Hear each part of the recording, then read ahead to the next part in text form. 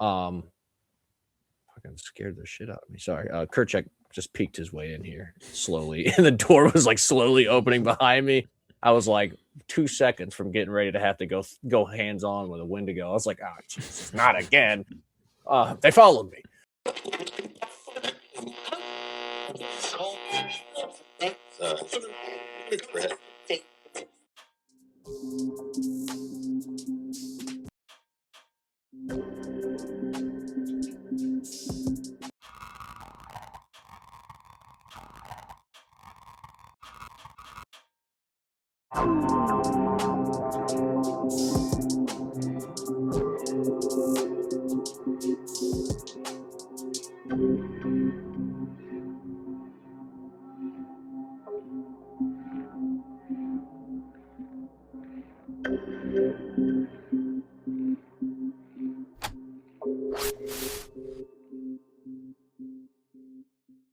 Welcome back to Redacted Party Chat, Case 30.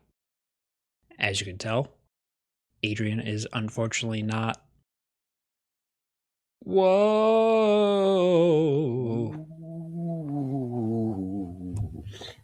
I've risen.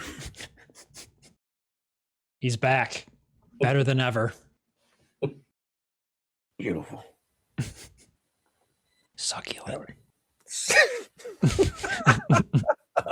I wish to be dead again. I'm your host on this momentous occasion of 30. Technically 31, but we'll say 30. How has everyone been? Adrian is back, alive, with the living. How have you been, my friend? It's good to be back. Turns out you can't eat much when you are a spirit. And I do enjoy eating things. So it's been an experience. Well, the whole thing was an experience. I can't say I wouldn't recommend to a very specific group of people to try it and come back, but yeah. But yeah, feels good. Feels good back in the saddle. So let's ride. Sweet. Oh, welcome back, Brandon. How are you? I'm pretty good. It is wicked to see a revenant right now. Mind-boggling. Thought you were dead. I mourned you. That was your first mistake. There's this little gnat flying around, so if you see me like a cat, just Dude, bear with me. He's dogging gnat me. has been kicking. I was just gonna say that gnat has been fucking giving you the business, dude. Dude, I don't even know. Every time I look up, he's right in the light, so I'm like trying to get him and missing. That dude is having a level 1 Dark Souls boss fight. Dude, yeah, he knows it's one shot if he gets hit. It's got to be a no damage run. He's just like, outside of getting potty trained by this gnat, I'm doing pretty good. Can't complain. How about you? Not too bad. I feel like the first trophy stream went very well, so I'm excited for that. It's fun. Yeah. Dude, I love the setup. That is actually like really, really creative and cool. That's Thank you. And it weirdly like did you try to specifically make it fit Pragmata, or was that just the layout and Pragmata just happened to fit? Yeah, I themed it. I changed the settings so when I got the achievement, like it would glitch in. So I was waiting for you to just hit him with a yeah and just leave it there. I know, like ask a binary question and just yes. Supply the answer. Yeah. No. Credits. Right. Yeah. Other than that, not too bad. Still enjoying Pragmata, so I can't complain. But as usual, the formalities. Make sure you check out the link tree. Hit that QR code if you don't know how to use a browser. We got all the links there. Discord, YouTube, Twitch, Instagram, all the fun stuff. And with some new shows, new streams coming up soon, definitely want to follow, know when they're hitting, so you can enjoy all of us all the time. And don't think going to the great beyond will save you. I'll come get you. Now that he's been there, he knows how to haunt people. So be prepared. Well, on that terrifying note, anything we would like to chat about before jumping right into these topics? I'm ready to jump, really. I was going to say something about the Alan Wake stream. Well, What are you waiting for? do a backflip. What are you waiting for? But yeah, I mean, I'm ready to go. I was going to say something about the stream tomorrow, fast stream, but people are going to get this on Monday, so you would have missed it if you don't know. Even more reason to subscribe and put on them notifications for everything, so you know when we're streaming YouTube and Twitch. Exactly. So if you're listening to this and you haven't watched it, now you know we're doing a fast stream. So go watch it. I have some stuff, but I think I'll just save it for the wind down. Just Cool. so we can get right to it. Cool. Alrighty. Well, here we go. Topic 1. What are our thoughts on the rumors Rocksteady is working on a Batman Beyond game? Now, postscript, turns out that this isn't true. Or at least Jason Schreier said that it's fake. But in the spirit of not changing topics, let's have a thought experiment. So, considering that Suicide Squad was the definition of a failure, do we feel that they should jump back into the Arkham realm, or should they attempt something else? Anyone want to start? I'll start. I'm Okay. excited to be back and rearing to go. I think they should. Well, I you know what, I will go with should. I think they should. Primarily because I feel like pop the achievement for the boy. But yeah, I think they should. They lost a lot of goodwill on the Suicide Squad game. I think, and I'm not one to just jump on a bandwagon of like, I don't like them now because they fucked up one time. They've given solid content throughout their work. And I think that is worth giving them essentially like the benefit of the doubt that this was a one-off or there was some kind of corporate interference of some kind. Especially with how microtransaction heavy it was for because the whole thing was kind of based around the whole episodic subscription service type of thing. Which generally speaking, devs have nothing to do with. The game felt very sanitized, very corporate. And I would like to, in a rare occasion of, like I said, giving benefit of the doubt and naivety, it's like I'd like to believe that was not what their vision was. So I think they should. I think it would revive goodwill in them. As also being like a massive Batman fan, I think that the Batman Beyond universe could definitely offer a interesting, it wouldn't feel like the other Batman games. That's my thing. I can't say I don't want because I love Batman. I'll fucking play any Batman game ever. But I think it would be smart of them to do something that's not something of the same exact Batman formula. Obviously there's going to be elements in there, but it's you're using rocket boots and, future technology and a whole bunch of stuff. It would be different enough from the old school traditional Batman that it would still be something fresh and new. I wouldn't be getting more of the same. Anybody that knows anything about comics knows that there's tons of, and I'm pretty sure, yeah, Batman Beyond falls within the main timeline. So, but it's there's just so many different verses and versions of characters that really go completely unexplored, and it's very strange to me knowing how. But yeah, I think that they would be good. It wouldn't be more of the same. It would redeem the kind of the public's perception of them by putting out a solid game. And then I just like anything that gets to explore those universes in a more expansive manner. Brendan, what's your opinion? I kind of Okay, I have more questions than anything with this. So my main question is, Sefton Hill was the lead creative director over there for the Arkham trilogy, and he's gone. He's been gone. Uh, is this even still Rocksteady? Is kind of my main question, because the writing in Suicide Squad proves that they are just not what they were.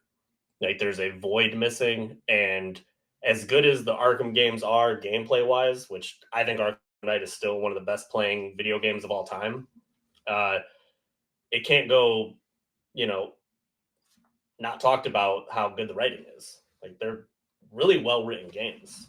Um, you know, and kind of like what Adrian's saying, just because you messed up once, I'm not going to be like you're dead to me. But to me, it's kind of, is this even what Rocksteady wants? Do you guys want to be the Batman factory? Do you want to move on to something else? Do we want Rocksteady to be the Batman factory? And go ahead. And I'll add, just for people that would like a timeline for their releases, Arkham Asylum came out in 2009. City came out in 2011. Night came out in 2015. And then Suicide Squad came out in 2024. Yeah. And because I do think on a technical side, Suicide Squad is pretty outstanding. Like it looks amazing, it runs smooth, it plays good. It's just a complete mess of vision, it seems. I mean, and I'm sure a lot of that's not their fault, because I could be wrong, no one really knows for sure, but they were making something else and was forced into Suicide Squad and the style of game it is. So, and I'm pretty sure that's what caused Sefton Hill to leave. I don't know that 100%, but that seems to be the general kind of narrative. One way or another, he's gone. You know, so it's like Miyazaki leaves mid Elden Ring 2 development. You're going to feel it. You're going to feel that he's gone. And in my opinion, if they're going to go back to Batman, it has to be Batman Beyond. And it cannot be anything else. Because you guys have kind of done Kevin Conroy dirty in a way that, like, I don't really want you to ever even say his name again, keeping it a buck with you. No, he that's disrespected that man so severely as his final way to go out. It's just so, not that that really matters, because in my mind, Arkham Knight is Kevin Conroy's final kind of thing. But I'm not gonna, it's like, I always try to be on the forgiving side, but sometimes it's like, yeah, when it comes to Lord of the Rings and Batman, there's some kind of like, you need to understand what you were dealing with and have reverence. Like, maybe reverence or not is not an option. It's Batman. Take it serious. You can't be playing around with that. And that's why if it is Batman Beyond, which I'm pretty, like you said, I'm pretty sure it was said that it's not a true rumor. That would work better because, like Adrian's saying, totally different style going on. It's futuristic. It's Terry, so it's not even Bruce anymore. You know, you're dealing with something completely different, and it'll give whatever this new version of Rocksteady is a chance to express themselves differently without being locked into Batman Arkham Beyond. Like, that would be crazy depressing if they ever did Arkham anything. It's like Arkham has to be done. Yeah, you that ship. I don't want to say that horse has been. It's like it's a combination of that horse has been beat to death and that ship has sailed. Well, it's like, it's delusional. It's like, do you think I'm here for the Arkham name? I'm here for Batman.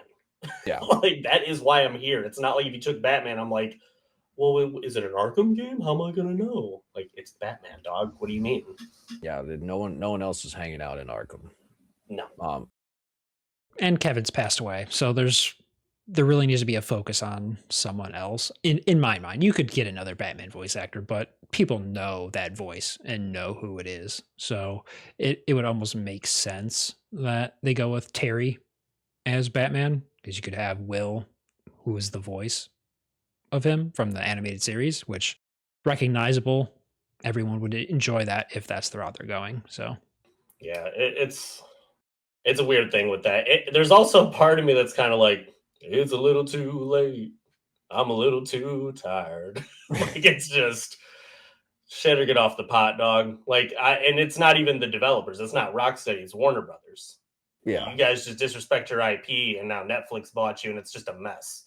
So it's just art. I don't know. And then Gotham Knights. Like, come on, dude. Nobody's trying to be not Batman. Like, let's be real. Right. They're what is Rocksteady's?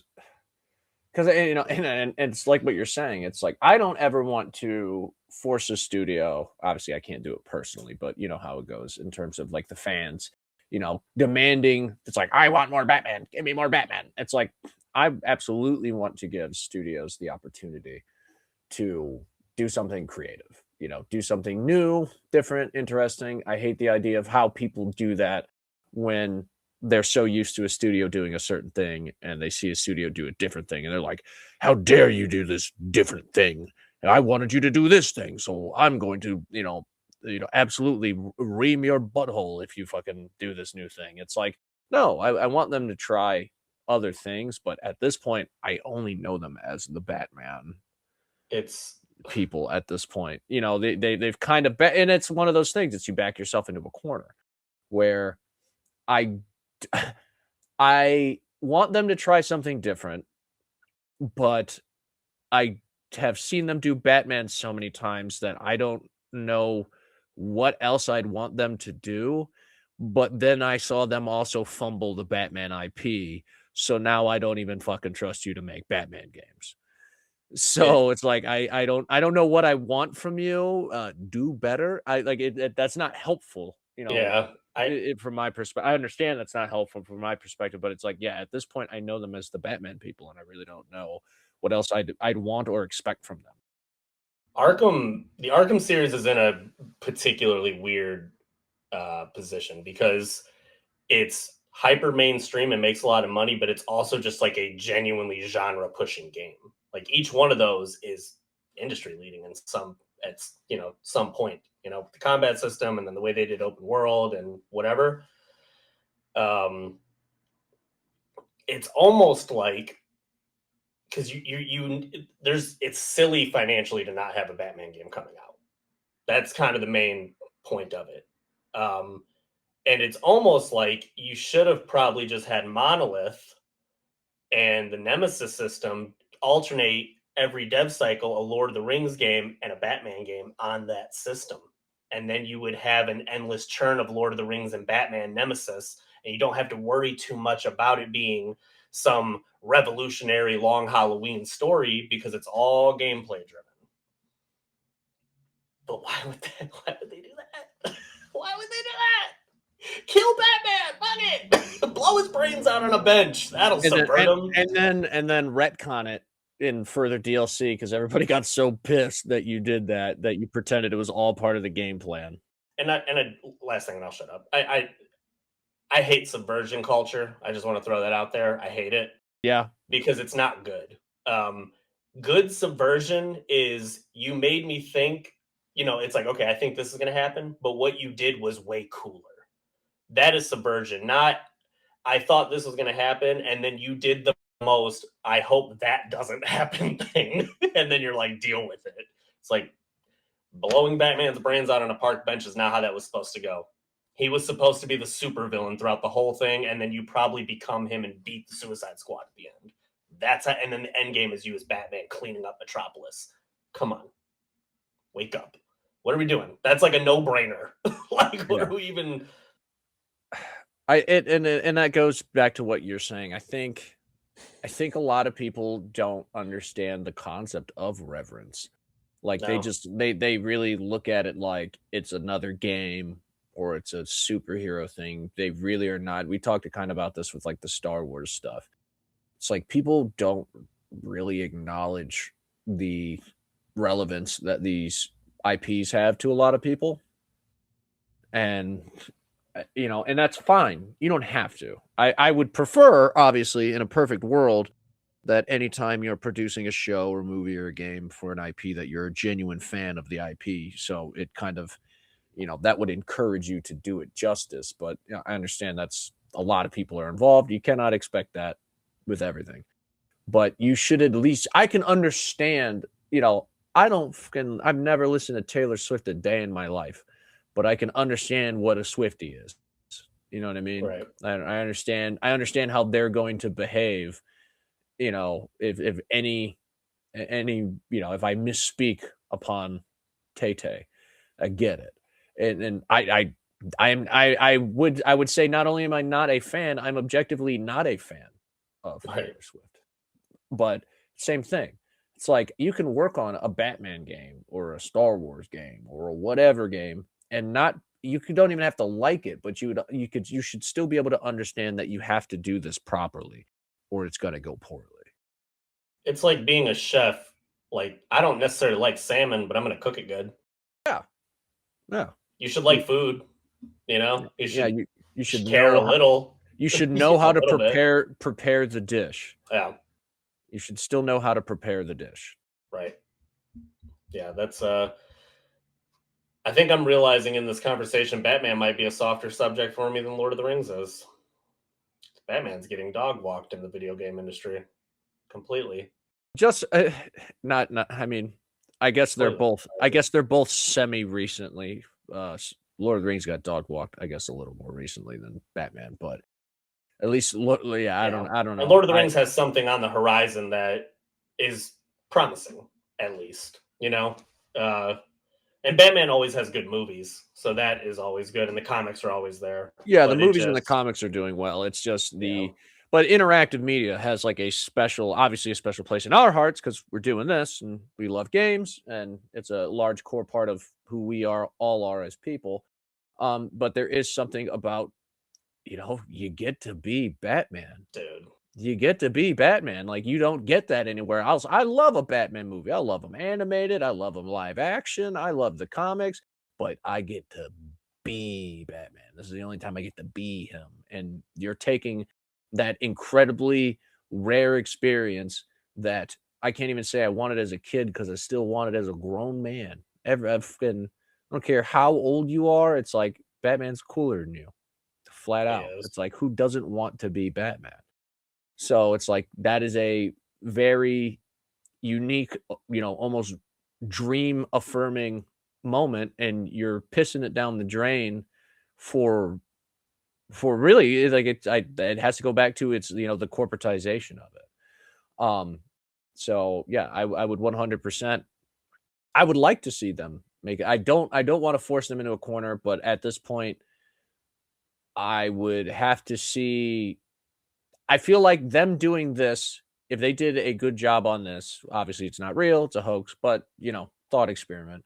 I think doing this would reignite public trust in them, and then they could go on to another project. I think trying to start essentially a new chapter in your studio's history after fumbling the bag really hard 2 times is not ideal. It's probably not going to go well. You have to have trust to drop a new IP. You either have to have trust or people have to not know you. But if you are somebody who has a bad track record and you're going to try to drop a new game, it is probably not going to go well. And seeing the kind of budgets that Rocksteady, not that they have to, but we already know how the modern industry is. You don't have to, but knowing the kind of budget they're probably going to be talking on a new game, Rocksteady cannot afford to take another hit like they've taken on the last couple IPs. They literally cannot afford it. They need to have something that's going to come out of the gate. It's going to perform well. It's going to be appealing. And then they can risk it on something else. And in my mind, I don't know what else they would do because at this point, I only know them as the Batman people, but there's plenty of studios out there that have not to compare them to like some of the goats of goats, but it's like, look at Capcom. They have a large library of games. You honestly couldn't put them in a box. I couldn't tell you this is the kind of game Capcom makes, which is a good position to be in, but Capcom also has trust. I trust that if they're going to put out something new, they're going to do it in an interesting way in whatever system they implement is going to be competent and well thought out and fun. All I know is you guys did Batman for years and had a solid system and fucked up something that really didn't need even any iteration. And that's kind of where I start to feel, because we know the studio, like we know Warner Brothers butchered this thing for sure. And I don't dude, that dude Sefton Hill being gone is I that's you have a main creative force, because Arkham Asylum City and Night have a true vision to them. You could tell they knew where the beginning, middle, and end of this was going to be, and you can see even just graphics, gameplay, mechanics, everything is just double, triple, quadrupled each game. Like if you look at Arkham Asylum and look at Arkham Knight, dude, Arkham Knight is still one of the best looking games ever to this day right now. And it just, that is the reputation that a Batman game from Rocksteady is carrying. You have to top Arkham Knight. And it's, at least to me, the best superhero game ever by a long country mile. I don't even think anything even comes close. So it's just, It also, good luck. I don't right. without your Kojima or without your Miyazaki or without your lead guy. And I think it was two of them. I think there was he was the writer and creative director, and I think there was also a lead gameplay designer. I think on that second one, but I know there was two guys that lead left. gameplay designer. Yeah, well. Look at how Suicide Squad plays. It's a totally different thing. Well, and then it honestly ties back to one of the earliest topics we had about rock stars in the gaming industry.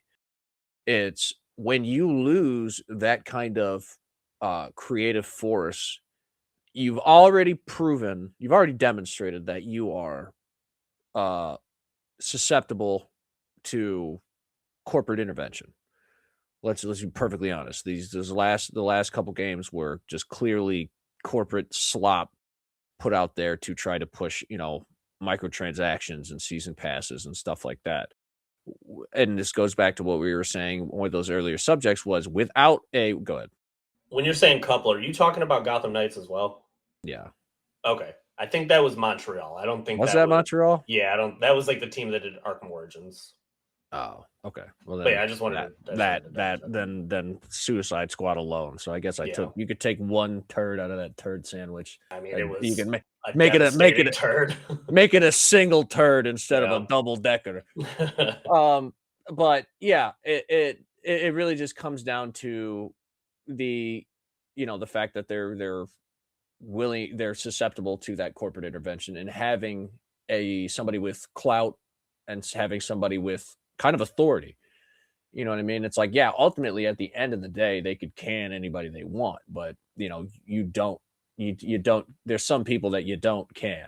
You don't get to do that. I mean, some people have, and it's proven to be ultimately beneficial for the creative, thankfully, in a lot of cases, but it's proven to be detrimental for whatever games and titles that they worked on. And it's like, if we think it's bad, now that they've pretty much completely lost anybody to steer the ship and completely lost anybody to kind of stick up for the original idea of whatever they're working on, now what do we got? Now we pretty much have, not to make an assumption, but more than likely a completely sure corporate stooge going to be at the helm of it, because what are they going to do? They're just, and I don't blame them. They're trying to get in. And that's what you do. When you're trying to get into the industry, if somebody offers you a position as like the new creative lead on the new Batman game, you take it if you're not somebody who can go do their own fucking thing and you don't have the resume to allow you to say, fuck this, I will leave. So I can't blame those people, but from my perspective, it's like whoever's going to be there now, they're not going to want anybody that's going to make waves, because they clearly have something that they're trying to do specifically, which is make this sanitized bullshit. And it's like most creatives aren't going to do that. They're just really, like, most, veteran series creatives just aren't going to do that. They essentially have too much respect for themselves and respect for the craft to effectively sell out. Again, I don't blame new guys coming in that want to get their foot in the door, that get offered a really nice position, by all means. But if you have if they have the power, they're not going to play ball. I hope I'm wrong. Deeply do I hope I'm wrong, because Rocksteady is obviously hyper talented on a technical side and blah, blah, blah, and whatever, even if they don't have their writer. But it feels like what's going to happen to them is, and I hope I'm wrong, is kind of what happened to BioWare.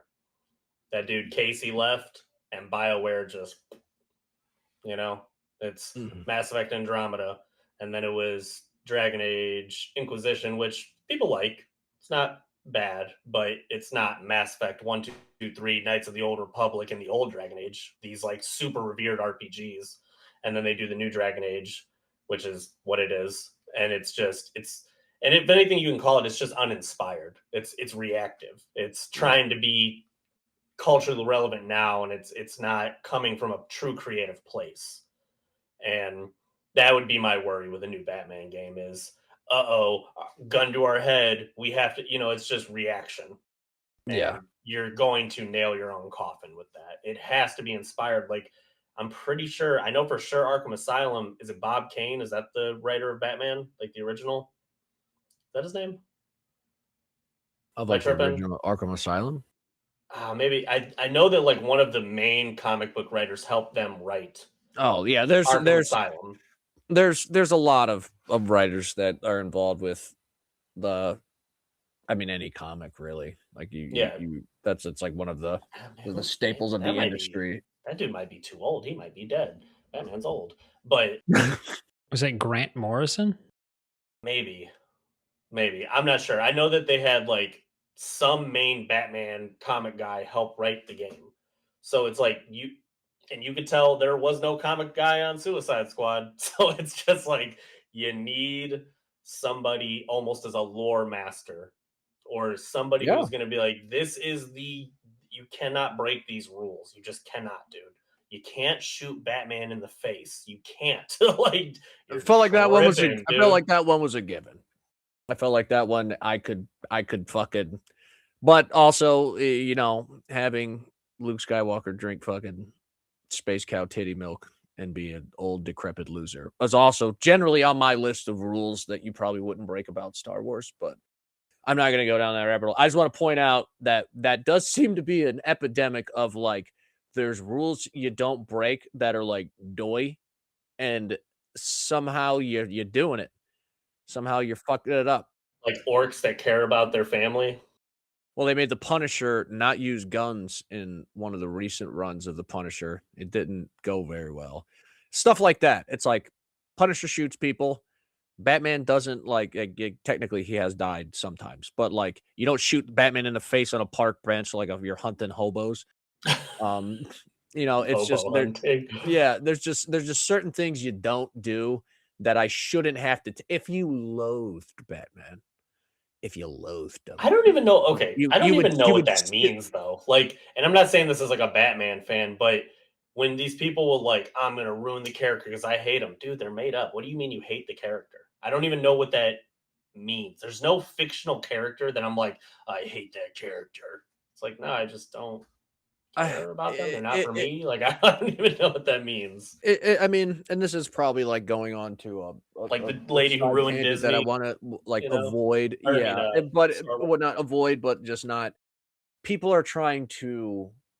We talked about it on the stream, the Star Wars stream, where people are trying to insert too much of themselves into these characters. They're not trying to be a part of the universe, because the reality is these things are bigger than us.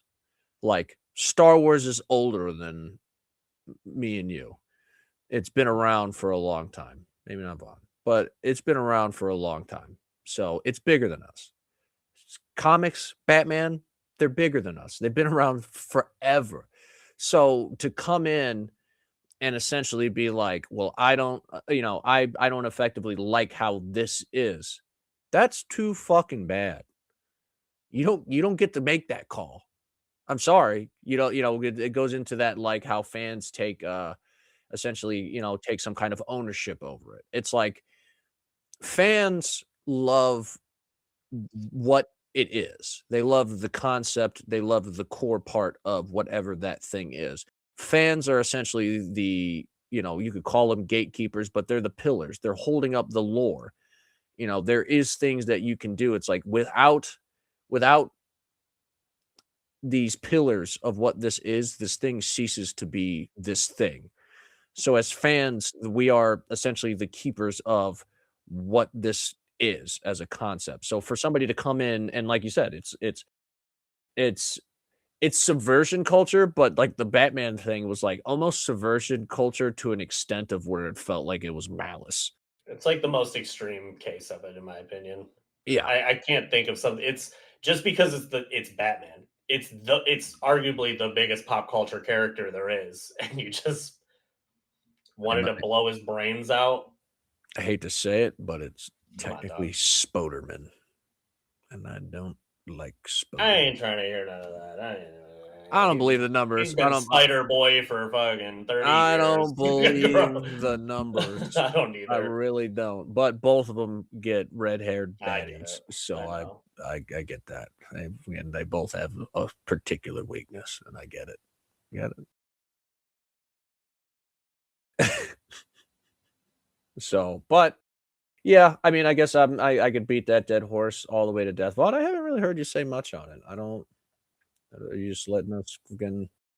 I'm letting you guys go. You guys are much more of a Batman fan than I am, so I was just letting you roll with it. I think Batman Beyond would make the most sense for them because I'm also in the camp of you put out this turd, you need to rope people back in with something good, and we know you do Batman well as a whole, so Batman Beyond is different enough but still the same that I think that they could flex what they maybe want to do in terms of something new, because that's a futuristic setting. Like that's not the rainy gothic thing that we are used to with Batman. So you could do a whole futuristic cyberpunky Batman and have Terry flying around and you still solving the same things. You could have a different Batman or a different Bruce that sounds close to him, but because he's not the main character, you don't need as many lines for him. So it could work. Hear me out with that. Every time they have him on there, Bruce, it's just the gunshot sound from Suicide Squad. So he's like, Bruce, I don't know how to get in here. And then he's like, looks at him. He's like, Terry, bang. Like if he opens his mouth, he's like, thanks, Bruce. I really needed that right now. I acknowledge that was funny, but I'm pissed. I can't get over the fact that they did that. I just sorry. Go ahead, Vaughn. Go ahead, Vaughn. I hate them. I'm so hunting much. Flies with a gun. Yeah, I think that could win people back and then maybe allow them to do something else. But you're still riding on that very thin line of this needs to be fantastic and almost perfect to get people back on your side, because Suicide Squad did irreparable damage to them as a whole. I'm also not in the camp of they're completely blacklisted from the quality and dev ability that they have, but we're different from the public and they don't see it that way. So the lemmings need to be caressed better than us. We understand how the industry works, so we're more forgiving in that aspect. But yeah, Batman Beyond I think makes the most sense. Stick with Batman. Don't go with Green Lantern. Don't go with Superman. Don't go with any other Warner Brothers owned property because that's still new to everybody. Go with Batman Beyond, please. Ever make another Superman game? I want rings. I want rings. Nothing but rings. I genuinely feel like they dropped the ball so hard back in fucking like 1997 or whatever that it can't be fucking undone. You can't undo that evil. Yeah, if they are making a Batman game, it's unfortunately like they have to prove that they can even earn the right to work on something like that. Because if it's not, you have to imagine then we're out another decade of Batman. And now you have to give it to a new dev. I mean, you have no choice. I mean, you failed, It's unfortunately. and my thing is, I'm not saying anybody is like replaceable, right? We all saw what happened with like Dark Souls 2, shit like that, where it's like, because my point is going to be, it's crazy that they can't find somebody to essentially replicate the feel of the Arkham series for a new iteration of the game. Like, obviously, I know the creative lead and all that left, and I understand that, but it's not something like that. Those games, I don't feel, are something that cannot be replicated. So they're in a tough spot because the earn the right thing, they don't have like Vaughn said, you got to bring people back in. And that's exactly what I was saying as well. You got to. I understand that my perspective is different, but the reality of it is, people lack trust in you, and you starting something new simply will not go well. So you can't earn that trust to do that Batman game. You have to kind of do that Batman game to open up yourself to move on to something else. And just the idea that they can't like replicate that is, I just feel like I see people all the time do all kinds of stuff. I mean, you even see it in the gaming industry. There's tons of people out there that replicate other titles that are beloved, and they're like new games, especially like it's like using the survival horror genre as an example, because that's, or I don't want to use the Souls genre, because even though I play other Souls-like games, none of them ever hit like Dark Souls. But I've played a lot of games that are survival horror games that attempt to replicate like original Resident Evil, the older Resident Evil titles, or even some of the newer titles, stuff like that. And it's like they nail it, and they say straight up, yeah, I was going for Resident Evil. So like, it's possible to be done, that they can do it without that creative lead. It's just how far gone is the executive side of things, I guess, is the best question. Like, are they so, and yeah, no, I obviously we don't trust them at all. You never do. They're a bunch of fucking scumbags. But are they delusional to the point where they think that, we just didn't do the strategy right? You know what I mean? It's like, it's a bad strategy. It's not a good strat. It's not gonna work. You trying to overly monetize and nickel and dime everybody is just not going to play out well in your favor.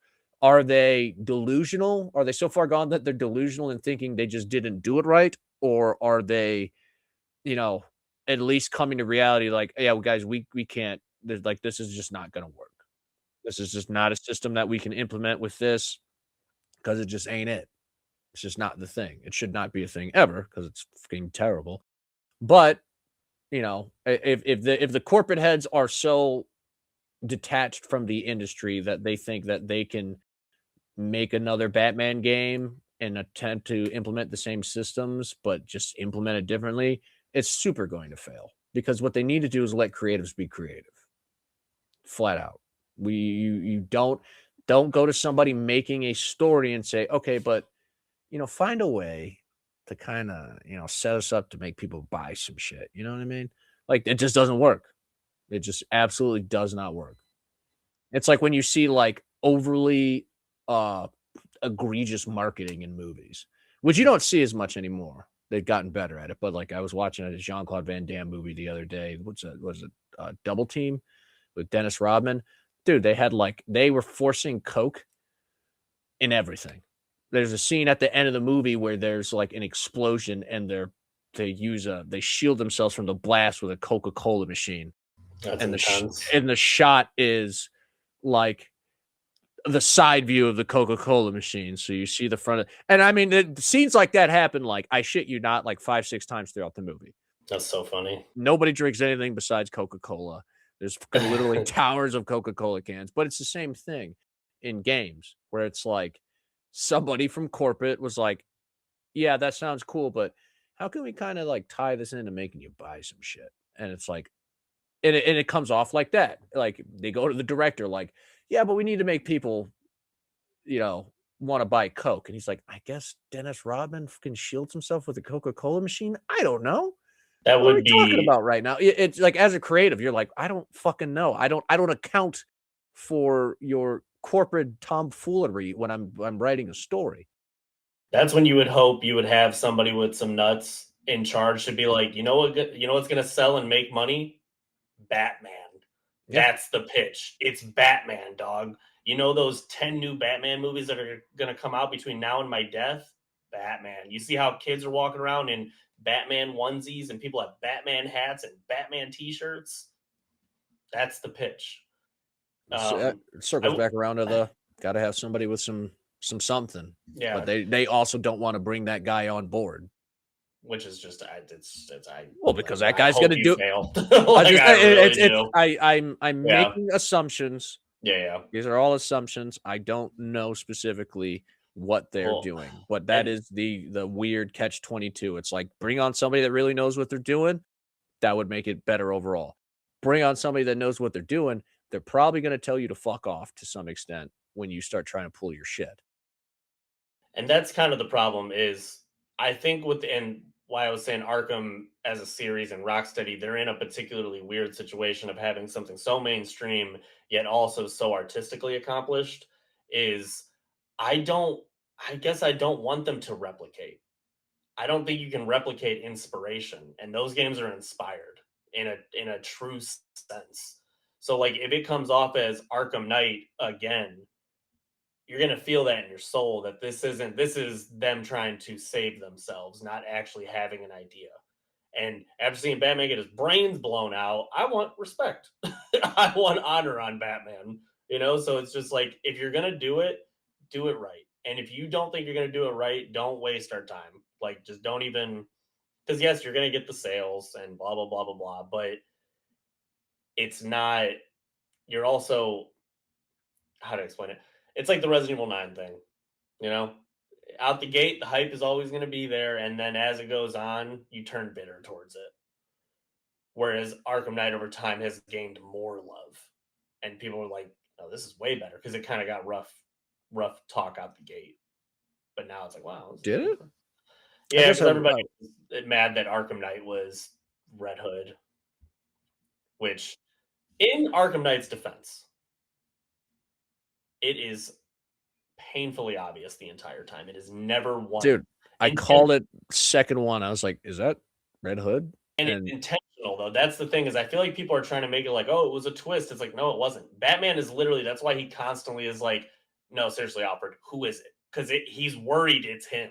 Like, people are like, did you think he was just having Jason Todd nightmares randomly for no reason for it to be a twist? It's like, no, Batman is worried it's him. Like, oh God, it's gonna be Jason. He's gonna dog me. He's gonna think I let him get killed. That is just his, Batman's quote unquote greatest sin, and / he just knows he's off the shits. He's just like, God damn it, Jason.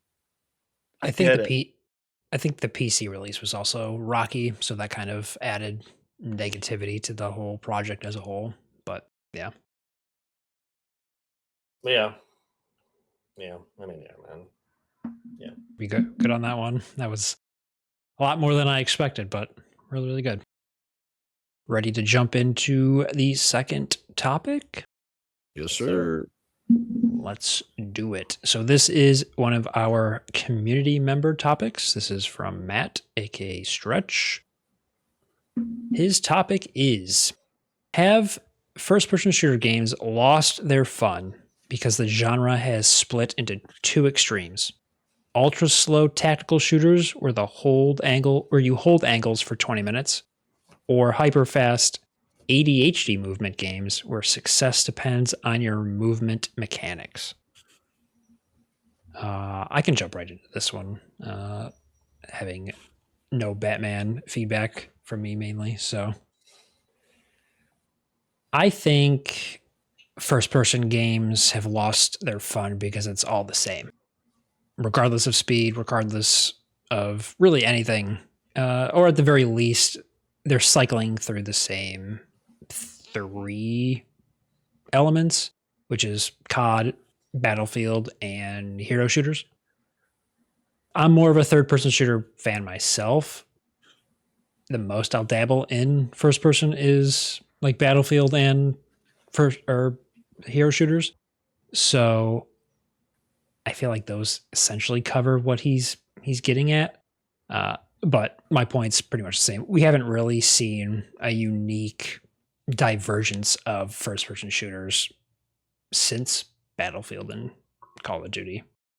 There was that one Halo Portal type game, but they kind of shit the bed at the last. Was it the last Summer Games Fest, or was it the last Game Awards where the lead developer on that or lead director on that kind of said some stupid speech and alienated everyone from that game? I can't remember what show it was, but at this point, that's like just par for the course. Is people, people just the mishandling on the human side of games, where they just make everybody not wish to engage with whatever the hell they're doing. That's an epidemic. Yeah, and that had a brief like splash of popularity, but on the whole, things are pretty stagnant in that realm. And we do have a second topic from him that we'll bring up next time, and it kind of involves this, but the notion of, oh, you can play online and there's this new first person shooter game out isn't alluring anymore. Like, that doesn't sell a game anymore. Like, the internet and online games are a thing. They've been a thing for a long time. So that's not as exciting as it once was, where the internet was blowing up and games were now on the internet and you could play with other people. So too much in the old way of thinking, and almost a PC specific mindset, which is nothing wrong with that, of course. PC gaming is super big, maybe even bigger than it's ever been, but we're seeing the same thing on console. So it's a shared pain that we're all seeing. But rambling, long story short, I think there's not enough uniqueness in that genre to be exciting anymore. And I could follow up on that. I get where he's coming from. I know exactly what he means, but I also to an extent I agree with what you're saying. So like, best example I can give is like Halo like the OGs, like let's use Halo 3 and like the original COD games, right? Let's say 1, 2, Modern Warfare 1, 2, and 3. It wasn't like a slow-paced at best I could describe it if I had to. Obviously, we're saying like slow-paced tacticals and ADHD movement. I guess the best way I could really describe those are like shootout FPSs. You know, the movement was important, and there were instances where you could like camp and stuff like that. But ultimately, at the end of the day, it came down to positioning and accuracy. Like the original Halos, there wasn't any kind of spastic movement. There was no grappling hooks. There was nothing like that. It was you, the other guy, and you're effectively having a shootout, strafing back and forth. But you weren't slide canceling to a wall run, to, jumping down to a dive, to a slide cancel, and like some, spastic lunatic. But you're also not, it's also not, which I do love Hunt, but it's not Hunt, where it's like you open the door and now you're looking at the death screen because somebody was just waiting for your ass to open that door up. I do love Hunt, but yeah, it is, there's no, and this goes to what you were saying, where there's not a whole lot of variety, not a whole lot of like inspired things coming out. And I think part of the problem in that lies in, and to say they lost their fun, I get what he's saying. And I guess it's like we have a shared mindset. Some people love the shit. I think part of the problem is, and I don't want to say problem, but part of the reasoning for this is streaming. People want to watch people play games like this. People like the tension of watching somebody play a I mean, really, it's all tension, but it's in different ways. It is essentially like the tension of watching somebody creep around and, it's like, will it pay off? Ultimately at the end of the day, it's like, especially if they like the streamer, it's like they want to see them do well. So it's like watching a protagonist in a horror movie. It's like you want to see them win, but will they? Will something be around this next corner that, steals victory from their clutches? But same thing with, you got people on here with, that pretty much only watch content with Subway Surfers in the background, where it's like they need that constant stimulating. Dude, I've been scrolling through whatever and seen people streaming in COD Warzone or whatever it's called now, if it's still called Warzone. Dude, it is insane. It's Yep. insane. And obviously a lot of these streamers are like the best streamers in the world. Like they even, like in 7 KD and shit like that, where it's like they're smoking people. Mm-hmm. But it's like to even keep up with what's going on is absolutely ridiculous. But that's what people, I think the streaming of these games in that entire market is what's really driving. In as much as we hate on it, I get it, I hate it, but it's like they have to go where the money is. Streaming drives engagement drives purchases, and obviously purchases is what they're looking for. That's how they draw in their customer base, and then they get them onto the battle pass, and then so on, because everybody wants to be whoever. I don't even know the name. I don't really watch streams, so I'll be honest. Same. So, but it's, they want to be whoever the next big guy is. And it's like, ultimately, most people just lack the hand-eye coordination in their entire bloodline to achieve some of the stuff that these people are capable of. I'm not saying I can. I'm just saying, but it's the illusion that you too could do this crazy, nutty wall run, slide cancel, jump out the window, 360 no scope, grenade throw to a fucking, you can't do it. But that is why I feel like these things are very prevalent, because they're pushed in streaming, and so they make the most money. I don't think they inherently make the most money because they're better than other games. But I do think that the fact that they are, just they're what's out there, that's what's presented to the public more often, makes them more profitable. And that's why these kind of games are being pushed. And unfortunately, almost everybody wants to make games, which I get it, but everybody wants to make games to make money. You want to make money. If I make a shooter, I'm putting myself at risk of getting done dirty.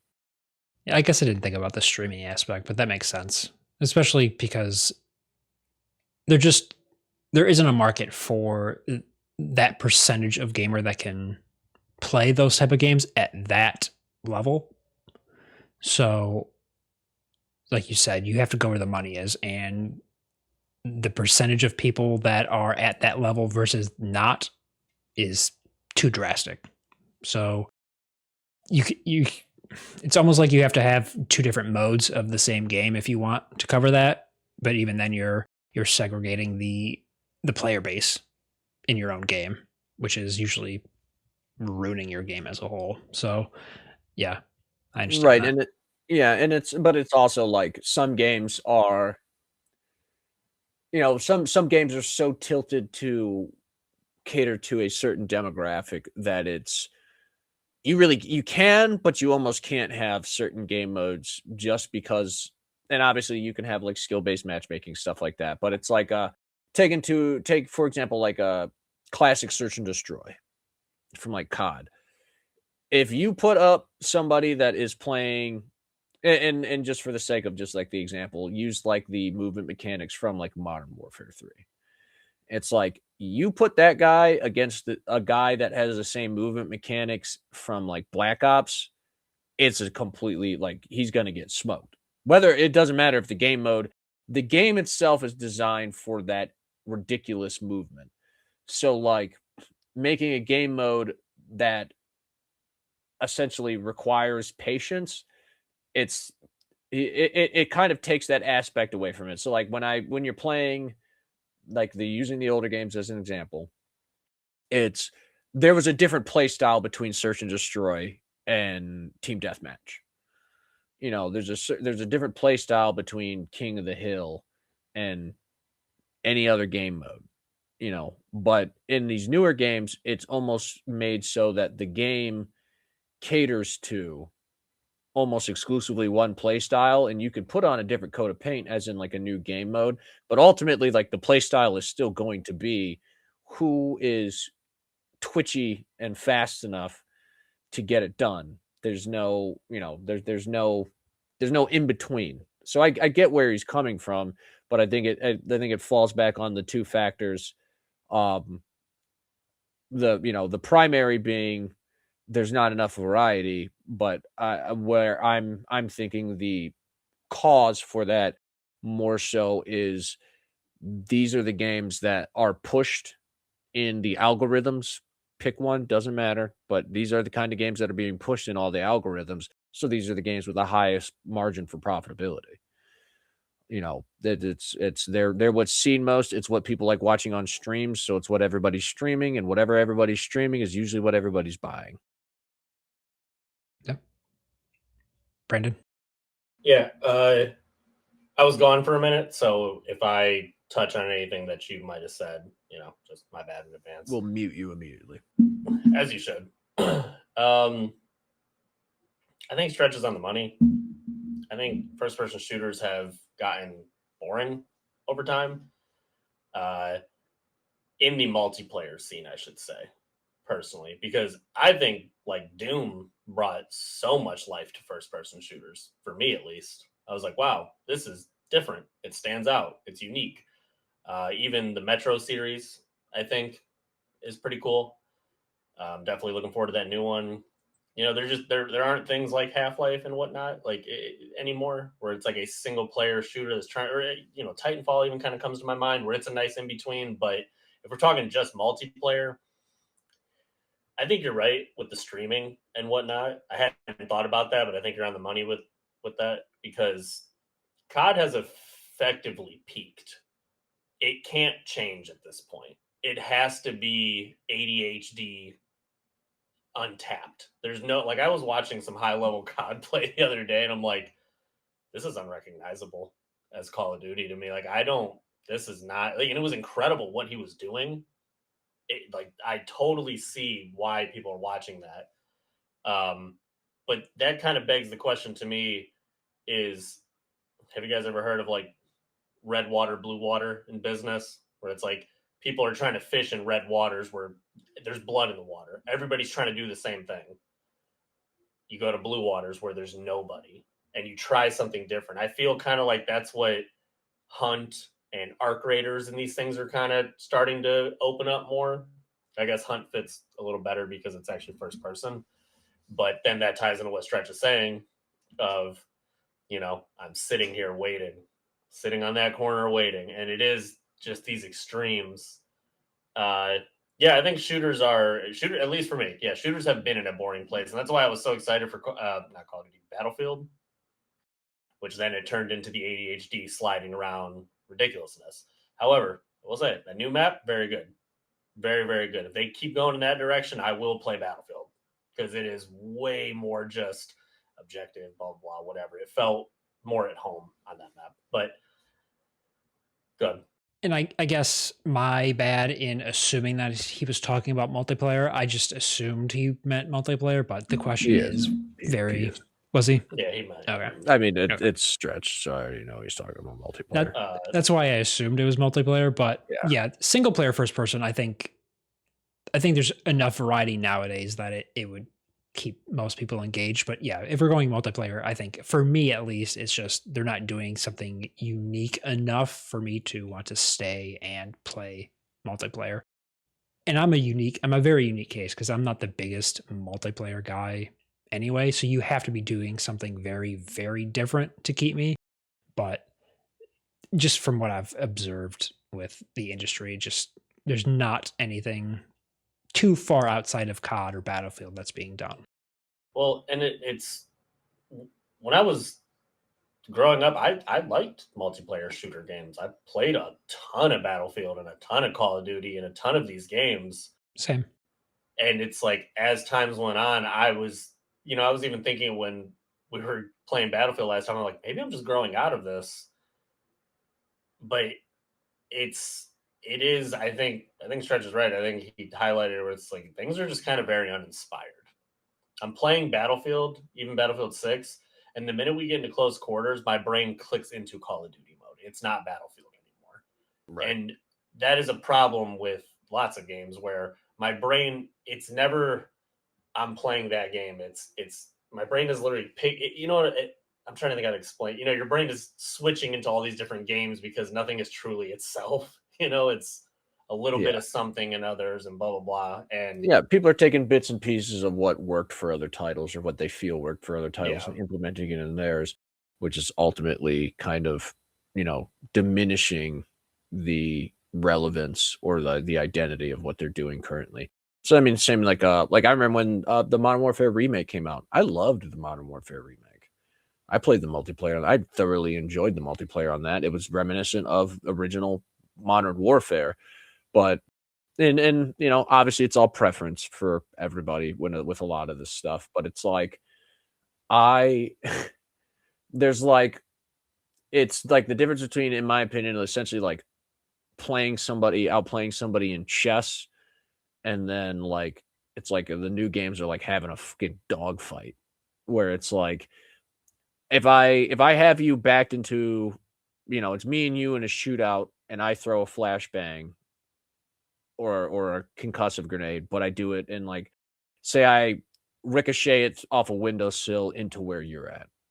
I outplayed you, got you, whatever. It's like, dude, I shit you not, I watched somebody run up the walls to like the ceiling of a room. Like, technically should have been outplayed, but the guy fucking ran up the walls almost like out of the range of the grenade and then like slide canceled and jumped through a window. It's like, what the fuck? Like I beat you in every conceivable way except for my ability, I guess, to just chimp all the way the fuck out and literally climb a wall. Like that is I mean, and like I said, that's for some people. Like I remember, like, but that's the thing. It's like I don't feel like I'm playing.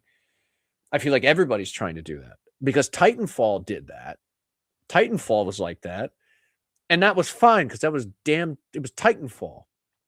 And so everybody had the ability to move like that. everybody did that. And it's like now everybody, I mean, really, as much as I love the game, Titanfall is the one, they kind of started that shit. They started the whole fucking being able to move all crazy. And even then, and then everybody's like, yeah, let's do this. It's like, so it no longer became Call of Duty. It became, Call of Duty, with Titanfall blood in it. Advanced Warfare. Right. And then it kept evolving, and now it is what Call of Duty is. And as with unfortunately many things in the industry, once something is proven profitability, the genie's out of the bottle. It's the same thing with microtransactions, the same thing with anything else that we talk about. That's an unfortunate thing that, and this one's unique in the sense that I don't want these things to go away. Like, microtransactions I do, but the game aspect is unique because it's like, I don't want these games to go away. They're game for somebody. Somebody likes the shit. A lot of people like it. But the idea that, essentially it is the only couple things that we should be doing. And you see games all the time that try to, because I watch a YouTuber, his name's Big Fry. Big Fry covers a bunch of like it's his thing, FPS shooters. People send it to him. He goes over them. He looks at them. He critiques them. Really in tune with the first person shooter genre as a whole. But it's you don't see a lot of these games taking off, and it's even worse when you see a lot of these games start off promisingly, and then you check in a couple months later and it is completely gone off the rails from what it was. It's almost like they were like, yeah, I like it, but do you think people won't like the ability to fucking spaz out? Like, should we add that into the game? It's like, no, please, just please do just what you were doing originally. Yeah. There's I do, oh, go ahead. No, Nope. go ahead. You're good. I think there's also maybe a very large demographic of people that were maybe not even considering that. Probably most of the profit coming in on this. My dad does not play video games, but he does play Call of Duty once in a rare blue moon while he's on the phone talking about what he's got to do for work tomorrow, zoned out with a thermal scope going really slow, walking around shooting stuff. People are sliding around, doing all that crazy stuff. He does not care at all. He's just L2R2, baby. That's it. Well, he's not even trying. And you got to imagine there's probably millions and millions of people that are like that. It doesn't, and he's got a unique perspective because he's not a quote unquote gamer. So it's like he truly does not give a shit. Yeah. Which I try not to as much, but as someone who would self-describe as a gamer, it's like it's hard not to. Like when we were playing Battlefield the other day and we were paired up with like level 600 fucking pipe swingers out there, it was like I shouldn't be upset. I've got multiple children, 2 jobs, like I got stuff going on, but I'm still like, Jesus fucking Christ, I'm getting tilted, dude. I'm fucking not having a good time right now. And I realistically, I should be in the same boat where I'm like, fuck it. But like, I cannot. Like I'm not gonna get all the way tilted like some people will. Like I'm not gonna get keyboard smashing angry, but I'm like, I am emotionally invested enough to be having a bad time. I can tell you that for free. I'm emotionally invested enough to be not enjoying myself. So, but I don't know. I get where he's coming from. I get where he's coming from, and I do agree. Because there's been some games that came out, which I know me and him had discussed some of this, and he started to think like towards the end of our play, X Defiant as a game that I bring up. And I agree, like it started to get a little more fast paced once we got up to higher MMRs and stuff. But ultimately, I feel like that game played very similar to some of the older COD games. It was a good blend. It was technically a hero shooter. It had, some solid strategy that you can implement, but it wasn't so ridiculous and spastic where I felt like I was playing in a high MMR, like a very high MMR, and I felt like that game found, a nice happy medium for me personally. But that game also, I don't even really, I guess it goes back to it didn't hit the popularity profitability threshold that was determined because of course it was fucking Ubisoft. That game could have printed money. But yeah, it didn't hit the profitability threshold that would warrant continuation. And so, it goes back to what I said. It tells me that people weren't engaging on the platforms that they wanted to essentially push the game. It was also a free-to-play game. So it's like it really does come down to profitability with a lot of this stuff. And visibility is profitability. That game, I didn't play a lot of it, but I guess I'm surprised you guys liked it so much. I thought that shit sucked. If I'm being completely real, I don't know, not like mechanically. No, yeah. It just was. I'm like, this is not erotic. It's not erotic. It's another one of these. It's another one. There's like, to me, it was like there was nothing unique gameplay wise about it. Like, oh, this guy goes invisible. This guy has flashbangs. He has UAV. It's like, what is even, because I'm Voss from Far Cry? Like, I don't even know what. Right. And we're under no obligation. Nobody is ever under any obligation to effectively engage with a title that they don't, that they don't fuck with. I'm not going to say engage with the game if you don't like it for the sake of pushing variety, but that's kind of where this comes down to, where it's like, games, it's I'm not going to be the guy that says like there's no more new ideas, but in the first person shooter arena, what I mean, and there's plenty of unique ideas. Like even Doom Eternal, I had fun playing their multiplayer mode. I had fun playing. There's tons of multiplayer modes. Like just thinking some off the top of my head, and these games are, I want to say they're uniquely different, but it sucks because the reason they're different is because these games are more single player focused, so they have good campaigns. Whereas these other games either don't have campaigns at all or have absolutely bunk stupid campaigns that nobody cares about. But those are the games where you see unique multiplayer experiences. It's like Doom, Left 4 Dead, what's another good one that obviously not Halo. The Finals. The Finals was a fucking fun game. That's unique. It doesn't have it doesn't have a single player, but it is very unique, very interesting. Very, very unique. These are all, there's these unique games out there, but a lot of the more interesting multiplayer experiences are hidden behind games that focus on their single player experience. And it sounds funny, but it's like but it makes sense ultimately. It's when the major focus of profitability is on the single player aspect and not the multiplayer aspect, it allows people developing the multiplayer aspect to have a little more play. It allows them to do something unique and different because the profits are not coming from this. You don't have to worry about the algorithms in the multiplayer experience because that's not where the money's being made at. That's a really good point. Last of Us Factions. Yeah, Last of Us. Yeah. Because then you could have that team that finished the single player portion then contribute to the multiplayer in the long run.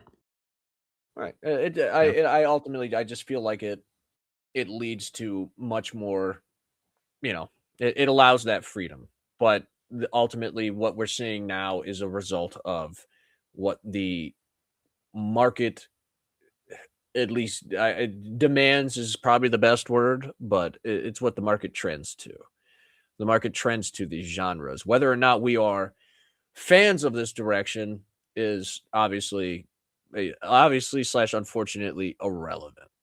Because you also have to take into account a lot of people, it goes back to what I was saying before. People don't play these games at the high levels of the streamers, but a lot of these people purchase the game because of these streamers. They purchase the battle pass and then they just watch the fucking streamer.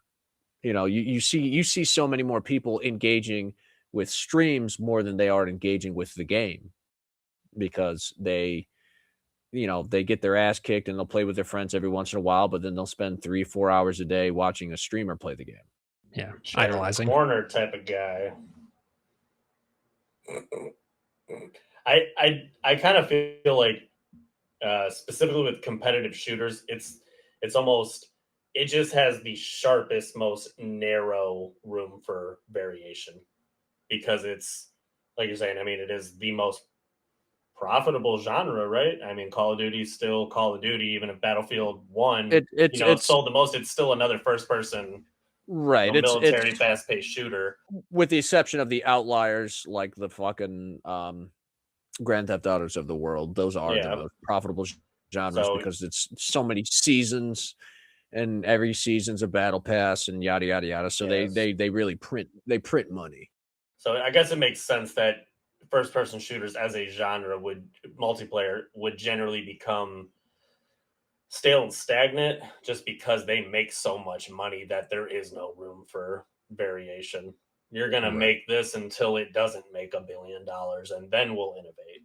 Then we'll switch it up when it's not working. But till then, you're about to get Dolphin Dive, Slip and Slide, Ops 3, 5, 11. The latest Call of Duty. Yep. They followed that route. But yeah, that's all I got on that. I guess the best thing I could say is, I mean, I guess this really doesn't help a whole lot, but it's like If people are looking for more unique first-person shooter experiences, look for them within games that are traditionally not multiplayer games that you would think of. Look to your story-heavy single-player games and stuff like that, and then look for multiplayer experiences within those games. And ultimately you could be rewarded, like Last of Us Factions. Yeah. People that liked that were rewarded heavily with the promise of the Fallout multiplayer that was released. Not Fallout, Last of Us multiplayer that was released. And we all know how that went. We're all enjoying Last of Us multiplayer to this day because of it. Your words hurt. All jokes aside, what you're saying is 100% true, though, looking into these single-player games. Even though it's not a first-person game, but Max Payne 3 had an incredible multiplayer. Mm-hmm. Yeah. No, Red Dead Redemption, even though they absolutely dog-walked it, the core of that could be incredible. It's Cyberpunk was supposed to have a multiplayer game, but, they went left on that. But that is such a really good point that I guess I subconsciously knew but didn't. Now it's put into words. I'm like, man, I'm going to start looking more at the single player games that come with a multiplayer, because that is where you get unique multiplayers for sure. Yeah, that's a very because the bulk of their profitability doesn't rely upon them playing with the algorithm. It comes from their main game, and then whatever DLCs that follow with that game, and then you get a multiplayer experience with it as a little treat. Yeah. But I had incredible amounts of fun with pretty much all the games we've named off that have a accompanying multiplayer experience that were not designed, like using Battlefield. I won't go back in on Battlefield. I already done that enough. But Battlefield 6's story, felt completely half-baked. And then, the multiplayer, because the multiplayer experience is what everybody was there for. I couldn't really tell shit. I could barely tell you anything about the story for Battlefield 6, but I can almost guarantee most of the people not most, but a large portion, a disproportionate amount of the people that played Battlefield 6 have no fucking clue about whatever happened in that story. Like, they didn't even play it. I don't have any idea about what happened in that story because I played it and it was completely unmemorable. Yep. But that's a whole different discussion for a different time. We good on this one? Yeah. I think we pretty much hit everything. I agree with Stretch. Stretch, if we missed the mark on something or anything whatsoever, let us know in the Discord. We'll hit your second topic next episode. Well, do we want to go with a post wind down? I know it's late. It's up to you guys. I'm down. I'm not opposed. It's 12:03. I don't work till like 9:30. So right, we're down to clown. Relax. It's post stream. Chillax. I'll get mine out of the way. Mine's probably the quickest. I did platinum mixtape. Enjoyed that quite a bit. I know that's been getting very, very mixed reaction, and we've talked about it multiple times. I hate the internet. Everyone's the worst. It makes no sense. If you don't like that game, just don't play it. If you don't like what they're doing, don't play it. Like, not everyone was a 90s baby. Not everyone grew up in that time, so you're not going to resonate with it. You're not a white dude that grew up in the suburbs in the 90s. It might not resonate with you. It's okay. It's okay.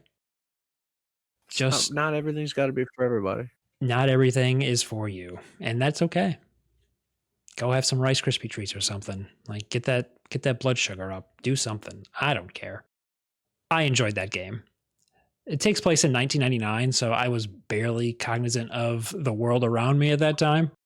But it did strike some really good nostalgic memories, and I could relate to a lot of it because a lot of that stuff kind of trailed into the early 2000s, of course. But it's like a 4-hour game. Nothing crazy. There's some good emotional beats in there, but yeah, it's just one of those. It's if you liked Life is Strange, you'll probably enjoy this one. There's a lot of dialogue. There's some actual action scene / gameplay elements, but it's mainly about you interacting with these 3 teens that are on their last day of high school. Or not last day of high school, but one of them is essentially going to New York. So it's their last night together as a trio, and it's them just trying to get the most out of it. And it's really good. So if it's like $20, I think. So if you got the extra money, go for it. I haven't seen any of the whatever. Controversy is such an overplayed word at this point. It's like, dude, it's a video game. There's no controversy. But I guess what's interesting me more than the negative things people are saying is how high some people are rating it. Do you think that's overblown as well? Or do you think it's that? Because I'm seeing like 10 out of 10s all over the place.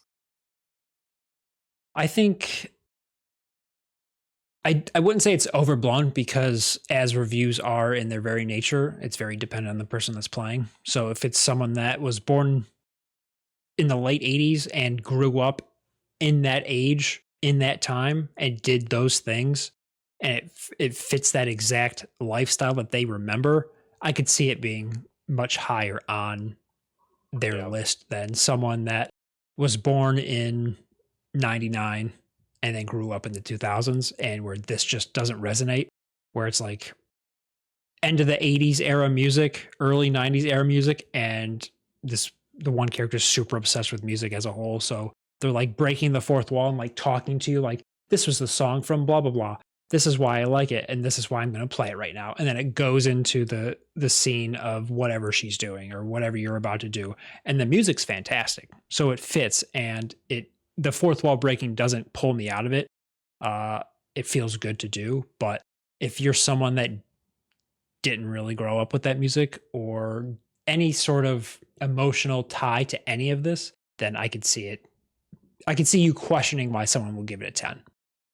That's cool though. But in the same breath, these type of games usually get a lot of pushback because I'm playing a game. I want to do crazy stuff all the time, 90%, 95% of the time, and you're not doing it in this, so it's a 0. Like I said at the start, just don't fucking play it then. It's not that kind of party. I got a smoking sexy style ranking in mixtape, triple S. Like the mixtape. It's the actual gameplay parts where you're doing stuff in terms of not talking with your friends or exploring their bedrooms and looking at stuff and them talking about them doing that in the past. It's not anything crazy. Like you're skateboarding, you're like taking pictures of things. It's very Life is Strange-esque type of things. And if you're negative on those, you're probably not going to like this. So, gotcha. Interesting. Yeah. Yeah, I guess that makes sense that it'd be very specific because was it? Yeah, David Jaffe, he was real high on it, saying he absolutely adored it. But I think that's his era. Like, I think he would have been a teenager during those years or whatever. So, it's gonna hit you. Yeah, and he was super negative about it at first, and then I think Gene convinced him to give it a try, and then he really fell into it. And I think he said that was not specifically his era; like he was slightly older than that, but it did still hit the nostalgia. You remembered that time. Might almost even be better if you were a little older, because then you would be like, I really was aware of the time. Exactly. I did hear him say that because Gene grew up like not in America, somewhere totally different. He's like, yeah, dude, I mean, it's cool, but like I was, adults were buying us packs of beer and cigarettes. He's like, I was totally not living that life that you guys are. Same thing with Blessing from Kind of Funny, where like he's not white.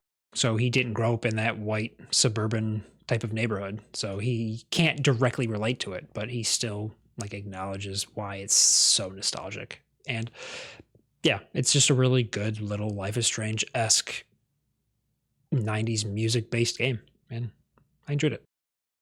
Cool. and Pragmata, but that's going to take some time. Is it a big game? It's not a big game. I think I have a couple more hours until the end, but it's longer than it's about on par with Capcom Platinums, where I have to play it again on the hardest difficulty and go through it there. So I'll wait till you're done to pick your brain about that. I'm gonna kind of, but yeah, I'm definitely interested. Probably do one more trophy stream of that. I feel maybe one more when I'm on the hardest difficulty, just to watch or have everyone watch me suffer.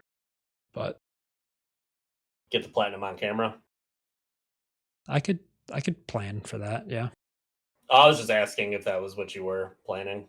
Not inherently, but it would make the most sense to do so. Pragmata Platinum. That's. Did you turn off the functionality where every time you get like a platinum, it saves like the 14-second run up to it, Nope. or a trophy, I should say. I say at this point, your fucking storage is like 90% 14-second clips of you getting trophies.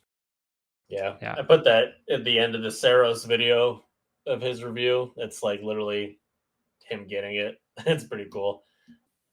Yeah, I don't got much. I've been working like a dog, dude. I really want to download that the RE9 Dulk though. Yeah, I'm a fucking slut, dude. I'm a dirty little roguelike slut. I did beat it. Oh, did you? At least one time, yeah. So it's okay. Like, it's free. It's free. Yeah, I can't complain. I hate to just say that, but it's like but that's it's different than what we were saying, but it's the same. It's like that. It's a little fun game mode, a little fun little guy.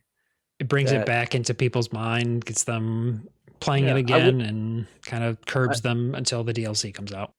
I wouldn't want an entire fucking game revolving around that concept, but it's cool that they did it. I wouldn't want to pay for that either, so it's good that it was free. Yeah. So I'll probably download that, dude. I haven't touched it yet, but it's because it kind of pissed me off.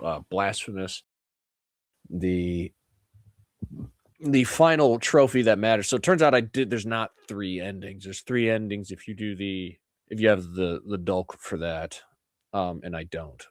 But I do love that PlayStation. I do want to say that PlayStation, I love that they have the platinum system. Doesn't require you to fucking have the DLC. Like, it's a separate platinum type of thing. So that'd be devastating. Oh, dude, there's so many shit that I'd be online searching for like the reversion update, so I could download that shit because there's no way. But yeah, I just have to do like 250 damage. And I switched it so it's not health bars. I get damage numbers now, which I hate that I can't have both, but whatever. But essentially I need to get all the critical hit items, all these damage boosting items, and then get a critical hit on the weakest enemy in the game that dies in 1 hit from normal attacks. And it's one of those ones. It's one of those ones where it's like, why am I doing this? I was having a blast the whole time. Still am. Still a great game. But could you start a new game or save that as your last one, start a new game, and then get a crit? Okay. Yeah, so like because I plan on starting a new game, because at first I was gonna like hunt everyone, because I'm missing 3 of the upgrade points. They're somewhere. Don't know where they are. But if you start a new game, everything is like refreshed. Like, you have all your abilities and stuff, but like the chests that would hold the upgrade points are still present. So I don't have to fucking hunt down the same chest. Like, I'm not going to walk through the game and see a bunch of open chests. Yeah.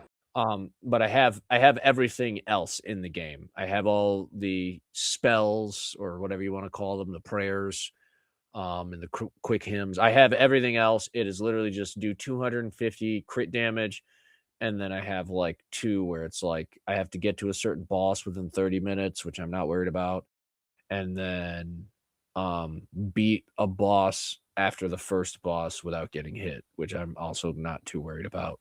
I can just reset, go to a boss. If I get hit, start over. Like the bosses in that game aren't really like, I just play hyper aggressive in that game. So the bosses aren't super hard. They're just, I play really aggressive. There was no reason for me to do that without that trophy present. So I never tried to do it actively. But I'm almost done with that, but I love it. I had a good time. It definitely made me want to play other platformers, but like my soul is screaming for boomer shooters right now. So I won't be playing Doom though. I will say that. I want to try some newer boomer shooters. You mean like the new Doom, the Dark Ages, the one you haven't played yet? That's not a boomer shooter, Brendan. Every boomer shooter is an FPS. Not every FPS is a boomer shooter. You fucking animal. How is Doom not a boomer shooter?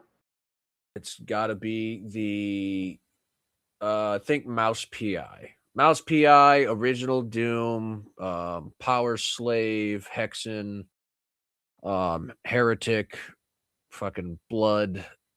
What makes Dark Ages not boomer shooter? It is just like the overall movement style, stuff like that. Like pretty much, I guess technically they can have 3 dimensions of the sprites, but it's like generally is it more of an aesthetic thing? It's like generally a fixed run speed is a part of the requirement you can as well. Sprint. You can sprint. Right, like fixed run speed is usually part of the aesthetic. It's like the weapon centered in the middle of the screen type of thing. Okay. Usually has spawn rooms, which like the other ones do, but like there's certain aspects that you could really break it down, but essentially anything that is like OG Doom. Okay. So games that are like original Doom is really what you're going to be looking for. Like the new Doom is Doom, but it's like I would never play the original Doom and say, well, I would never play Doom 2016 and beyond and say this reminds me of the original Doom. Like Doom 3 isn't even a boomer shooter. It's not like no, Doom 3 is definitely not. Interesting. Okay, didn't know that. Was there anything else you were? I don't want to interrupt you. No. Other than I'm like waiting patiently for fucking. I just keep getting like premonitions of my enjoyment of Armored Core, and I'm just waiting for it to go on sale. I can't wait to talk about that with you, dude. They just need to fucking put. The second they put it on sale, dude, I'm fucking there. I'm just not buying it for $60.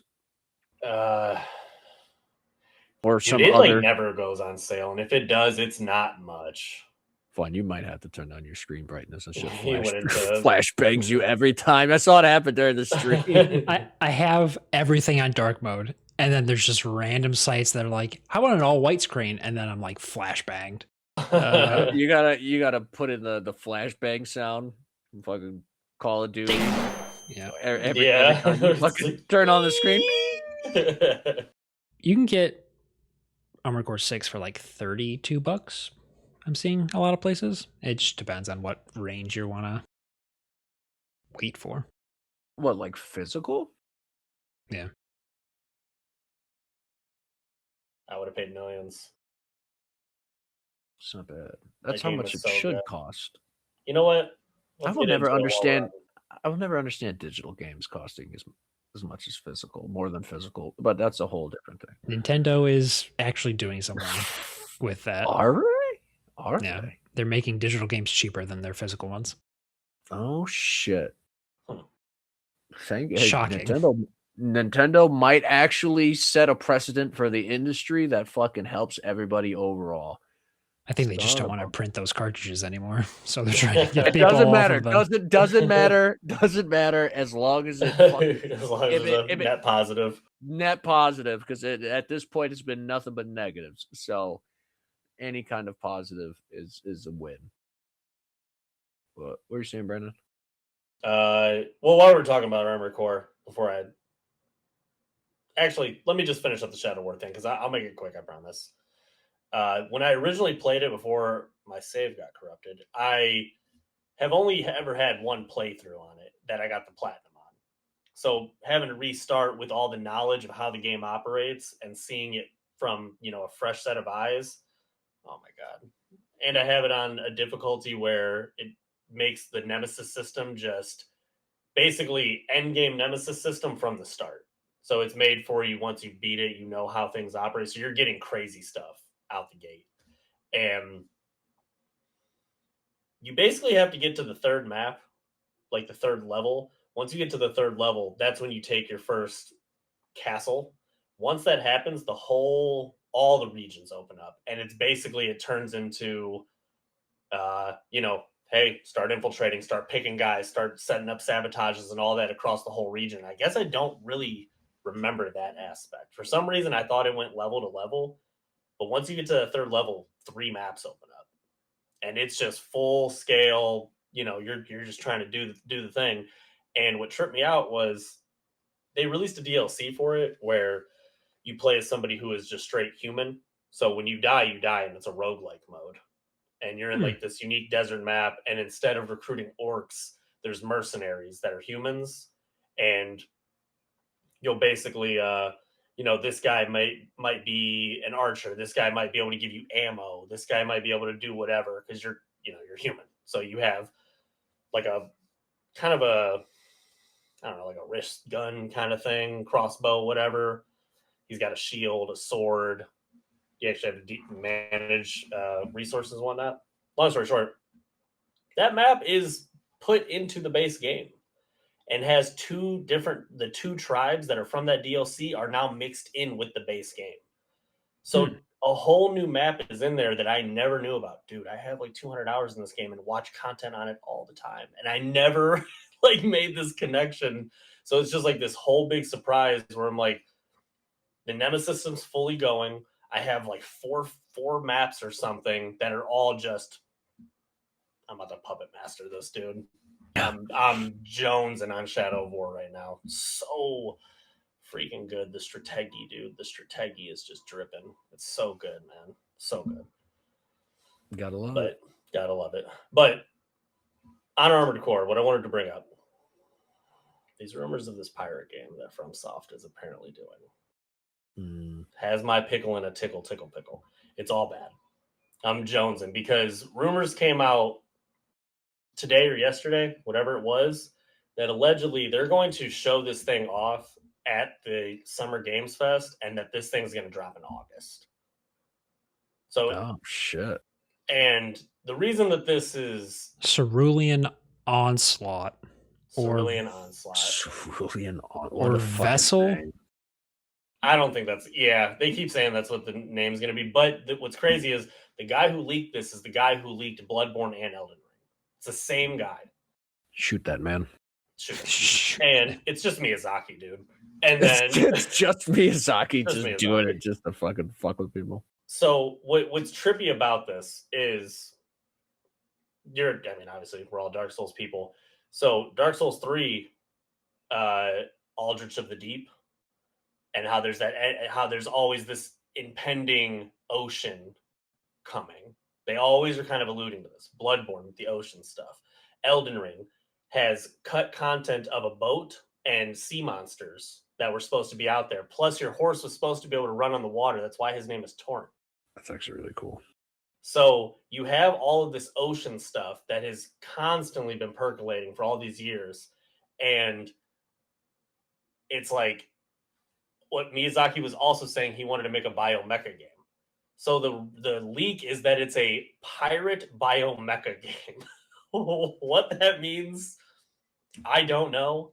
But in my mind, meld with your boat. I guess if I was thinking you're doing spooky pirate stuff, and the ancient civilization that's laying around is like, it looks robotic, but tentacles are rolling through it and stuff, and it's like the ancient civilization is kind of Cthulhu cyborgy or something like that. But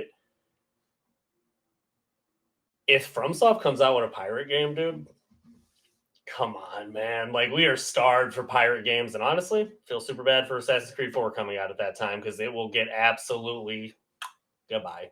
The idea of whatever fucking FromSoft would put in their oceans is frankly horrifying to me. It's gonna be super scary.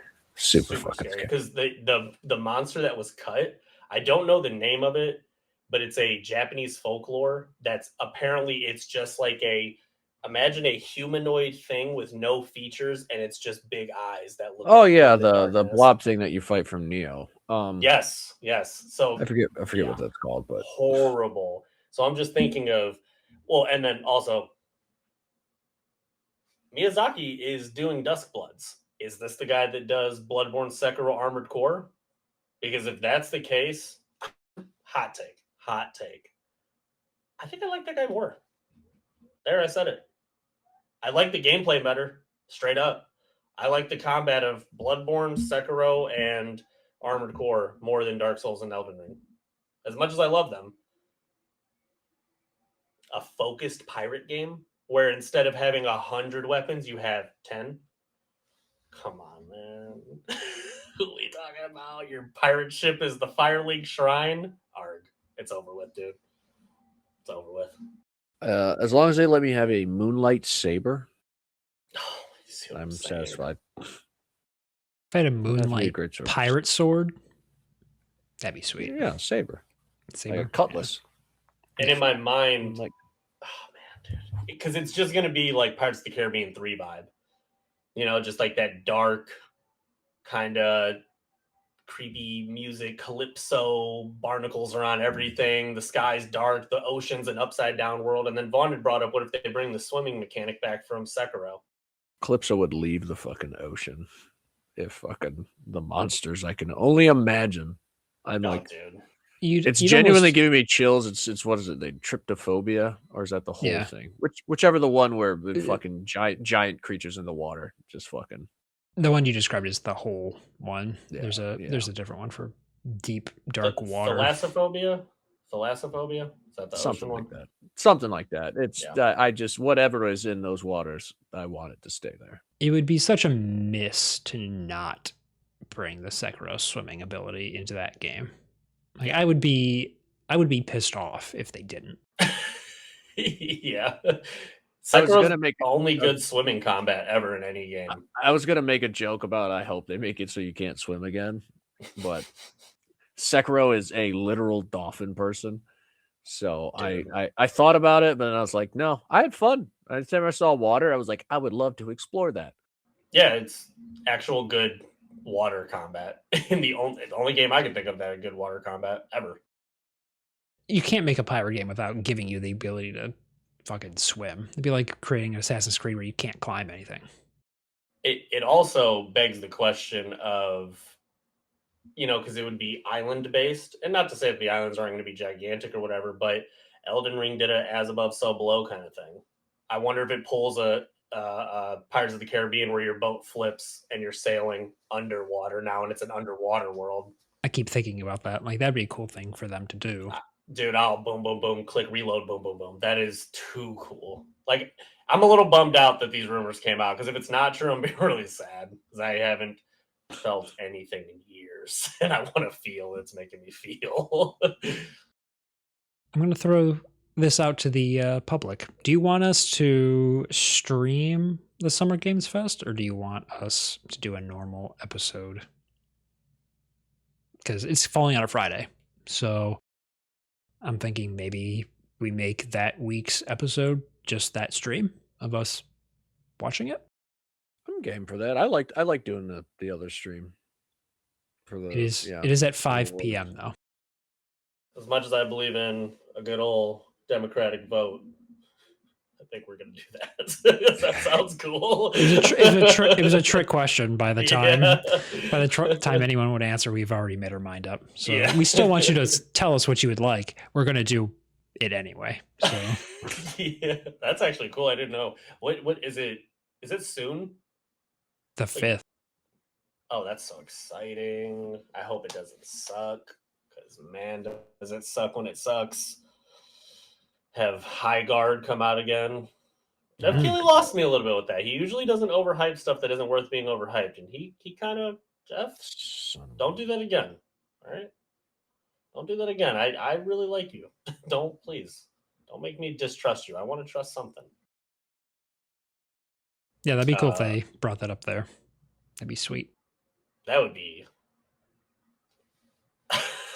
dude. Because it's just we're so starved for pirate stuff. And the idea that you would do a FromSoft version where it's pirate, but it's redonkulous and it's somehow biomecha. Like what pirate biomecha? Just That saying that is that? I like the classification of we as in everyone. We are starved for pirate games and westerns. It is a global scarcity of pirate related content. Pirates are so cool, man. Yeah, such cool folklore and stuff to dig into, and they just don't. I have to end the stream early because if they announce that and the Control release date, I might shit my pants. Oh, dude, that'd be goated. That'd be goated. So let's remember, when shitting your pants, don't change your pants if you might shit them more. You know what I mean? It's like you poop them initially, you might as well just sit there. No need to waste 2 pairs. You know what I mean? Yeah. Hit up that PayPal so I can get some Depends. Yeah. It's for the stream, so it's not personal. You know, gotta take care of our boy out here. Gotta take care of him, make sure he's a poopy pants little guy. So. I don't want to poop my pants, so give me some Depends, please. Also, just thought of this. My portal's working now, so that's cool. Where's it go? What'd you say? So where's it go? My portal's working. Oh, like employment working? No, your portal. Where's your portal take you, Brandon? You're fucking Doctor Strange. Fucking damn it. West Side. Got you twice. Yeah, double whammy. Double whammy. Whammy. I got really sick of, so normally or not normally, but since about November, Black Friday, I got this monitor. So I've been playing here. Normally, the way I would play is couch, big TV, right? So I was like, oh, I'll switch it up. I'll be a gamer. And I've gotten this, and I've hated it. I'm not going to lie to you. So my PlayStation is no longer up here. I took that bad boy right back downstairs, and I've been lounging on the couch with a giant TV. So much better. And since I've been playing the Portal down there, it just all of a sudden works. I don't know if it's because my PlayStation is closer to the modem and now the Portal, so it's just like a perfect little trifecta. But yeah, it just works, and that's awesome. So exposed your system to the general public. How did that play out for you, Brandon? You unsecured your system, gave the kids access. I don't know how to respond. Well, did they do something that they shouldn't have done with your exposed system? What are you guys talking about? What am I exposed? They robbed you. They robbed you of your PlayStation wallet. Oh yeah. Yeah, I booby trapped my door with claymores. So dude, if Riley tries to come in here and touch my system, she's just eliminated. I tried really hard to erase that. Yeah, dude. I have a blowtorch at the top of my door, like Home Alone. I was just going to say, give you the Marv treatment. Dude, yeah, that's actually, it's not funny. I was at work and my phone dings $75 from PlayStation. And mind you, my Chase, like routing and account number got hacked for like a year. Like it was like every couple months I was getting identity thefted for like 100, 200, 400, whatever dollars. And I finally had to just like shut the whole account down because they kept just sending me new cards, but it didn't matter. So when this happened, I'm like, oh my God, I have a new everything and it's happening again. This is an inside job. Somebody is literally, they know me. Something like my brain started going crazy. And then I'm like, wait a minute, no, it's the PlayStation, blah, blah, blah, whatever. And then 20 minutes later, it pops up again, $50-something. So I start calling me like, they're on the portal or something. Something's going on. But I normally have a password. So I'm like, why is it just letting them purchase stuff? Rewind back to May the 4th. This is how I know I hate Star Wars. Because that day is when I was having the conundrum with my password and the game and everything. So it erased the password and set it to the facial ID from my phone. So the kids bought Lego Batman 3 Deluxe Edition and bought $50-something in Helldivers money. Bro. Helldiver, I mean, not Helldivers. Lego Batman, I was like, I'll kind of take on the chin. I was like, okay. But then the Helldivers one stings, man. I don't even play that game. I loaded it up too and was looking through all the war bonds or whatever. I'm like, I genuinely love that game. I wish I had more time to play that game. I do love that game. The game is fun as fuck. $50 for a chainsaw. Oh yeah, no, $50 is a fucking tragedy. But dude, there's like 2 war bonds I would get. I want the 1980s one where he has like an eye patch on a helmet and he does push-ups. Sick, totally down for that. And then the redacted one because, redacted. But But apparently I have 14 days to get stuff refunded, so I'm going to try to call Sony. I would have done that immediately. Yeah. Definitely do that before anybody plays fucking Lego Batman. Yeah, it's next week. So I'm going to try to get those refunded. Man, I forgot about that. Wow. Devastation. But yeah, that's all I got going on. We can end it there then. I think we all did our thing. Well, like we always do, check out those socials again. If you haven't followed us already, you hurt my soul, but you can redeem yourself. Follow us, subscribe. We just, I haven't checked today, but we're at the 70 subscribers on YouTube mark. Thank you all for joining the ride. Tell your friends. Make a YouTube account for your grandma. Subscribe. Make it for your grandpa. Subscribe. I don't care if they're alive.